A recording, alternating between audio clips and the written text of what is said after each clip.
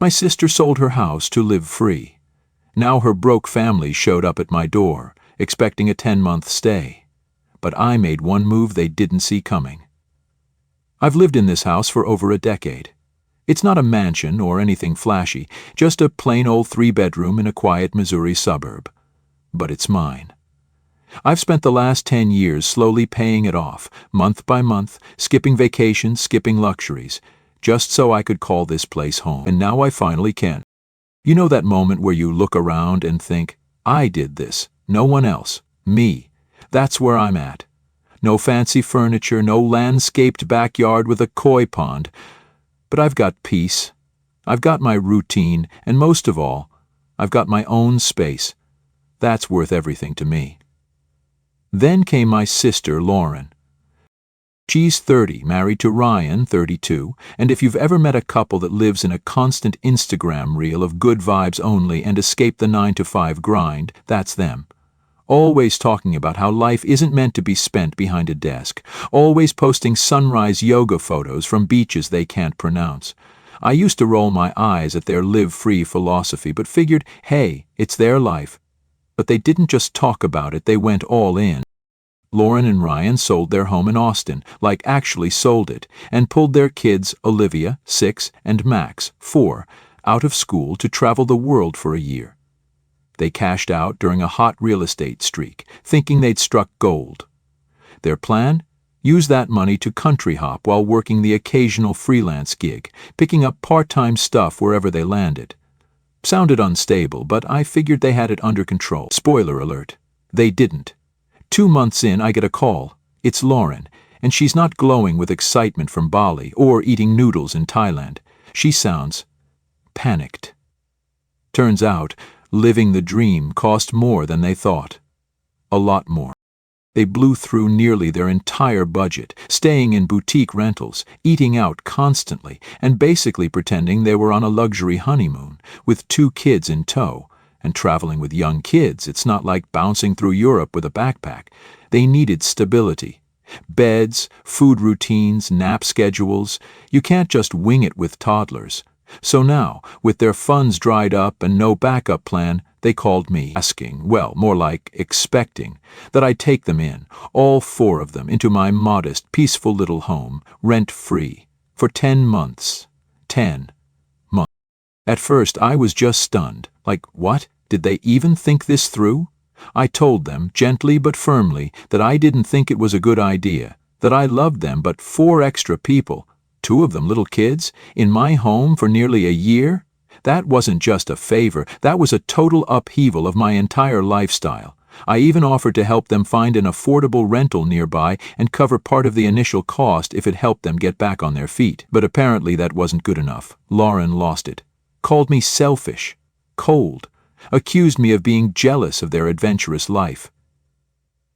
Jealous? That's when the anger started to creep in. Not because I didn't care, but because I do. I offered help, real help. But they didn't want help.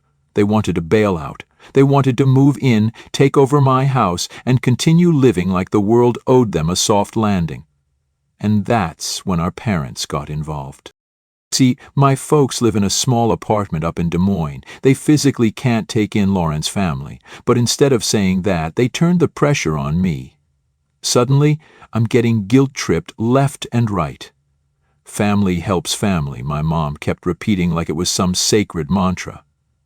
I kept my cool. I explained that this wasn't about turning my back on Lauren, it was about boundaries. I even reminded them I did offer help, just not in the exact way Lauren wanted. It didn't matter. They kept pushing. My dad called too, more blunt than Mom as usual. Told me I was being inflexible, that Lauren had taken risks in life while I just played it safe, that maybe it was time I gave back. So now I'm the villain. The boring brother who owns a house and lives a simple life. How awful. Meanwhile, Lauren's still clinging to this idea that the world's just supposed to accommodate her, that the rules don't apply to dreamers like her and Ryan, that money will somehow appear, jobs will magically line up, and the kids won't suffer from the chaos. And of course, none of that matters, because I have the space, so therefore I should fix it, except, no. I'm not doing that. Not because I don't love them, but because I've worked too damn hard to give up my peace for someone else's poor planning. The next week, it got worse. They showed up, unannounced. I'm not kidding. I'm enjoying my Saturday morning, sipping coffee, flipping through the channels, the doorbell rings, and there they are, Lauren, Ryan, the kids, with luggage, like it's already been decided. Lauren's smile is all tight and hopeful, Ryan standing behind her with that "just trust us" look, and the kids, they're quiet, clutching their little stuffed animals like this is all some kind of exciting adventure, except it's not. It's my home, my space, my sanity on the line, and somehow I'm the bad guy because I don't want to hand it over. So there we are, standing in the doorway like something out of a made-for-TV movie. Lauren launches right into small talk, like this is just a casual visit, asking how work's going, complimenting the front yard, commenting on how much Olivia and Max have missed Uncle Matt. Yeah, by the way, I'm Matt now, name changes and all. But the whole time I can feel the weight of what's coming, that pit-in-your-stomach feeling when someone's about to ask you something big and awkward, and they're trying to butter you up first. Finally, Ryan steps forward. He clears his throat and says, "We've been thinking a lot about our conversation, and we really believe we can make this work, man." Lauren jumps in right after, like she's been waiting for her cue. "We know you're hesitant, Matt, but just give us a chance. It's just 10 months. The kids are super well behaved. We'll keep the place spotless. You won't even know we're here." At this point, I'm still trying to be calm, respectful, but let's be real. How am I not going to notice 4 more people in a house that's barely big enough for me? Olivia and Max might be sweet kids, but they're still kids. That means noise, messes, and chaos, and I like my peace and quiet. I've earned it. So I ask them, "What's the plan after 10 months? What happens then? Are you trying to buy another place, find jobs? What's the long-term goal here?" Lauren and Ryan exchange this awkward glance, like they hadn't really considered that far ahead. Then Lauren shrugs and says, "We're still figuring it out. Maybe we'll travel again, if things line up. We've been looking at flight deals, and there's some great ones to South America in the fall." I'm floored. "You're broke. You've got 2 kids, and your grand plan is to maybe travel again? Where is the logic in that?" So I try to explain, again, that I'm not saying this out of spite. It's not about punishing them or holding a grudge. It's about practicality. I tell them, "Look, I understand you're in a tight spot, but I just don't think this is the right solution. I've got my own life, and I'm not equipped to take on your whole family for nearly a year." And just like that, Lauren's face hardens. The warm smile disappears, and the arms cross. "You're serious?" she snaps. "You've got a whole house to yourself, and you're really saying no to your own sister?" "We're family, Matt." Here we go. That word, family, gets thrown around like it's some magical key that unlocks every door. But what people like Lauren forget is that family works both ways. It's not just about guilt-tripping someone into giving up their stability. It's about respect, about understanding limits. I try again to explain that I've already offered financial help or assistance finding a rental nearby, but she's not hearing it. She's locked into this narrative that I'm the villain, the selfish sibling who doesn't care about anyone but himself. Then Ryan steps in, playing the reasonable one. "What if we earn our keep? Help with chores, cook meals, do yard work. We'll be out during the day, you'll barely notice we're here." "But come on. That's not how this works. Of course I'd notice. They're 4 extra people. 2 of them are under the age of 7. This isn't a basement apartment. They'd be in my space, every day. And even if they were gone most of the time, where would they even go? They don't have money. They don't have a plan. It's just more of that wishful thinking that got them into this mess." So I say calmly but firmly, "I appreciate the offer.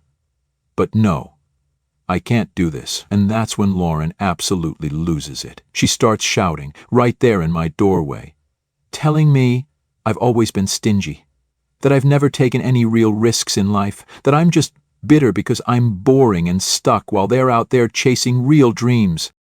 At that point, I'm angry too. I keep my tone even, but I don't sugarcoat it. I say, "Lauren, this isn't about jealousy. This is about consequences. You sold your house, you spent all your money, you didn't plan, and now you want me to clean up the mess." She shakes her head, stepping forward. "We didn't come here to beg, Matt. We came here because we thought you'd understand. We thought you would be the one to help us when no one else would." Now Ryan's looking away like he's embarrassed to even be here, and I can't help but feel for their kids who are standing behind them, clearly picking up on the tension. That's what kills me the most. Olivia and Max don't deserve any of this, but I still say no, because if I don't set this boundary now, it'll never end. There'll always be another crisis, another ask, another guilt trip. And I'll be the guy who gave up his life to fix theirs. So I take a deep breath and say, "I'm sorry, but I'm not changing my mind. You need to find another way." Lauren stares at me for a moment, eyes wide. Then she grabs the kids, turns on her heel, and storms off the porch. Ryan follows, muttering something under his breath that I don't catch, but I'm guessing it wasn't thank you. They drive off without looking back. And me? I just stand there, heart racing, staring at the now closed front door, wondering what fresh storm is coming next, because I know this isn't the end. After they left that day, I thought maybe, just maybe, that would be the end of it. I figured they'd cool down, lick their wounds, and realize that, hey, maybe showing up uninvited and demanding a 10-month stay rent-free wasn't the most reasonable move. But of course, that's not how it went down. Just a couple of days later, I get a call from Mom. Now, my mom's not the yelling type. She's more the emotional guilt trip specialist. I pick up the phone and hear that classic opening line, "Matt, we need to talk about Lauren." That's when I knew it was about to get uncomfortable. She starts in with, "I just don't understand why you're being so cold. Your sister is in trouble and she needs you. The kids need you. Don't you remember how close you two used to be?" And I do remember. We were close, years ago. But people change. Lauren and I took two completely different paths. She chased freedom and spontaneity. I chased stability, and now, because I chose the latter, she thinks that makes me the family ATM. I try to explain. I tell Mom everything, that I offered financial help, that I even said I'd cover part of a deposit if they found a rental, but letting 4 people live in my home for nearly a year? That's not support, that's sacrificing my mental health, but none of that registers with her. She just keeps going. "They made a mistake, Matt. That doesn't mean you punish them for it. This is what family's for. You have space. It's just for a little while." I had to bite my tongue to keep from saying, 10 months isn't a little while, it's practically a lease. But I kept it respectful. I just repeated calmly, "Mom, I can't do it." She didn't like that, but she backed off. Or so I thought. The next day, Dad calls. And unlike Mom, he doesn't ease into it. "What's this I hear about you turning your sister away?" He snaps the second I answer. "Great, here we go again." I try to stay cool, explaining everything all over again, but he's not interested in hearing my side. He's just mad. "You've always had it easy," he says. "Lauren's the one who takes risks. She's lived her life. You've just played it safe. And now that she's in trouble, you won't even lift a finger." That one hit me sideways. Easy? I worked over a decade to pay off this house. No help, no shortcuts, just grinding every single month. And now I'm being painted as the villain because I won't hand over my house like it's a spare key on a keychain? I tried again to explain that I wasn't abandoning them, that I had offered help, but it's like he didn't hear a word of it. "You're failing as a brother," he said. "We raise you better than this." That one stung, because I've always tried to be the solid one, the dependable one, the guy who keeps his head down and takes care of his business, and now none of that matters. All they see is the guy who said no. And the fallout didn't stop there. That same evening, I get a text from a mutual friend, Jake. He's been close with both me and Lauren since high school. He messages, "Hey man, what's going on with Lauren? She says you're refusing to help them out when they're basically homeless." I give him the full story, straight up, no drama, just facts. I tell him I offered to help in ways that didn't include me losing my home and sanity. He listens. Jake's always been a good guy like that, but even he says, "Yeah, but 10 months isn't forever. Maybe you could tough it out, it's family, man." There it is again, that magic word, family. It's like it's supposed to cancel out everything, your needs, your mental health, your boundaries, and suddenly I'm just a heartless dude because I value my peace and quiet. That whole night I sat on the couch, replaying the conversations, the texts, the guilt trips, and I started wondering, am I the jerk here? It's not that I didn't want to help, I did. But help doesn't mean giving up your entire life to rescue someone from the fallout of their own choices. It means offering a hand, not letting them climb on your back and ride until they feel like getting off. And the more I thought about it, the more I knew I was right to stand my ground. Still, the guilt lingered. And then came the next hit, one I didn't see coming. I get a message from Lauren herself. Just one sentence. "I can't believe you've turned your back on us. We really needed you." That one wrecked me for a bit. Not because I agreed, but because I knew that she believed it. In her mind, I was the villain of this story. And even knowing that I wasn't wrong, that still hurt. After that text from Lauren, I sat there for a while, just staring at my phone. The message wasn't long, but it landed heavy. "I can't believe you've turned your back on us. We really needed you." I kept rereading it, not because I was considering changing my mind, but because it just reinforced how deep this divide had gotten. Lauren truly believed I was the one in the wrong, that I was choosing comfort over compassion. And that's what hurt the most. Not the guilt, though it was definitely there, but the realization that she saw me not as someone who had worked hard to create a stable life, but as someone who was now denying her a lifeline. I wanted to believe things would cool off after that. Maybe after some space, she and Ryan would realize they needed to adjust their plans and figure out a real solution. But of course, that didn't happen. Instead, the next wave of pressure started, this time from social media. One afternoon, I'm scrolling through Facebook, and there it is, a long, dramatic post from Lauren. And it's public, for everyone to see. She doesn't use my name, but it's obvious who she's talking about. She talks about how some people in the family have turned their backs on her when she needed them most. How she and her kids are struggling, trying to hold on to hope, while others are living in comfort and choosing selfishness over love. It was all written in that kind of vague, poetic tone that makes people want to jump in and offer support. And they did. The comments section was a mess. Everyone from high school friends to random cousins we haven't seen since our grandma's funeral were chiming in. "That's awful. You deserve better. How could anyone say no to family? Stay strong, sis. You'll get through this." It was like watching a PR campaign in real time, one where I was the unnamed villain. What made it worse, our own relatives were piling on. My Aunt Sarah, who I haven't spoken to in 4 years, commented, "Some people are just too wrapped up in their own little world to see what's really important." My cousin Tyler reposted it with a caption that read, "This broke my heart. We should all do better." I couldn't believe it. They didn't know anything about the situation, but they were ready to crucify me based on a single side of the story.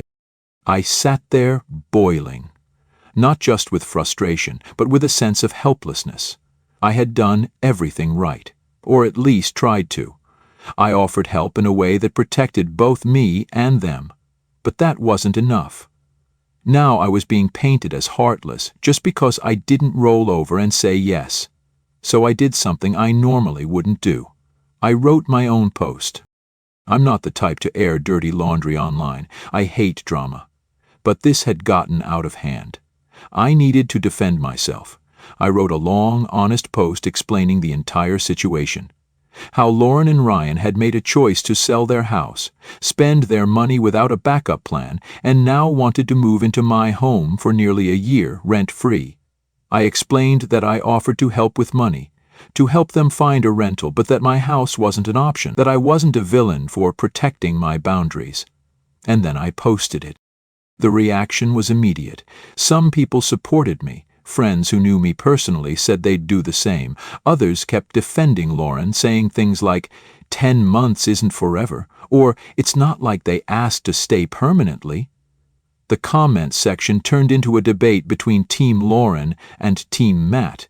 People were arguing back and forth, quoting parts of both our posts, trying to dissect who was more right, more wrong, more selfish, more justified. Then Lauren messaged me again, this time furious. "How dare you post about this publicly? You just embarrassed our entire family. You've made me look like some kind of freeloader." I didn't even know how to respond at first. She had gone public first. She dragged me through the mud, then got mad that I defended myself. The hypocrisy was wild. So I wrote back, calmly. "You posted first. I only responded to correct the story. I've done nothing but offer help in the ways I can." "But you didn't want help. You wanted control of my home. That's not the same thing." She didn't reply to that. Instead, she blocked me. On everything. And honestly, I was fine with that. Less chaos. Less guilt. But just when I thought maybe things were finally settling down, my phone rang again. It was Dad. Dad's voice was low this time, not angry, but disappointed, and in some ways that was worse. He said he'd seen the posts, both mine and Lauren's, and that this whole thing was tearing the family apart. He wasn't wrong about that. But then he started in with the same speech I'd already heard. How I could still make it right. How Lauren just needed a place to land. How it wouldn't be forever. And again he dropped the line that's been echoing through this entire mess. "Family helps family, Matt. You of all people should understand that." I told him I did understand that. But I also understood something else, something they all seem to be ignoring. Helping someone doesn't mean enabling bad choices. It doesn't mean giving up your peace of mind, your privacy, your hard-earned stability, just so someone else can keep chasing a dream without facing consequences. I told him that Lauren and Ryan chose to live the way they did. They cashed out, they traveled, they didn't budget or plan ahead, and now they expected me to absorb the fallout without question. He sighed, and I could tell he still didn't agree, but I wasn't bending, not this time. I said, "I'm not the villain here, Dad. I'm just the one who said no." He paused for a long time before finally replying, "I hope you know what you're doing, son." Then he hung up. No goodbye, just silence. And after that, things got quiet. Too quiet. Lauren still had me blocked. Mom stopped calling. Dad wasn't speaking to me. It felt like the whole family had closed ranks against me. Holidays came and went without the usual invitations. Group texts dried up. Even family friends started acting distant, like I was the one who'd caused all the tension by daring to set a boundary. But through all of that, I stayed firm, because no matter how much guilt they tried to pile on, I knew I hadn't done anything wrong. I wasn't cruel, I wasn't heartless, I didn't turn them away out of spite. I said no because I needed to protect my own well-being, and if that made me the black sheep of the family for a while, so be it. And you know what? Life kept moving. I went back to my quiet routines, my Saturday mornings, my evening walks. My house stayed peaceful, calm, and clean. And for the first time in a long time, I felt like I could breathe. No tension hanging over my head. No arguments or unexpected drop-ins. Just me and the home I built with my own 2 hands. But yeah, it still stung sometimes, the silence, the feeling of being pushed out of my own family because I didn't bend the way they wanted. There were nights I wondered if I should have handled things differently, spoken softer, explained better, maybe offered more compromise. But deep down, I knew that no amount of soft language would have changed what they were asking. They didn't want help. They wanted a safety net they hadn't earned. Eventually, a cousin reached out, one of the few who'd stayed neutral. She told me Lauren and Ryan had finally found a place. A friend of a friend let them rent a guest house on the edge of town. It was tight, not glamorous, but livable, and they were managing. Ryan had picked up some remote editing gigs, and Lauren was babysitting part-time. It wasn't their dream life, but it was real. It was grounded. It was what they needed. And I won't lie, hearing that gave me some relief. Not just because they had a roof over their heads, but because it confirmed that saying no wasn't cruel. It was necessary. Sometimes people don't grow until they have to. And sometimes you're not helping by catching someone every time they fall. You're just making it easier for them never to learn how to land on their own feet. So yeah, the family dynamic is still awkward, There's tension that might never fully go away. Maybe things will heal with time, maybe they won't. But I've made peace with it, because I stood up for myself. I didn't cave under pressure. I protected my space, my sanity, and the life I worked so hard to build. And honestly, that's worth more than temporary approval. And if that makes me the bad guy in someone else's story, I'm okay with that, because in mine I finally chose me.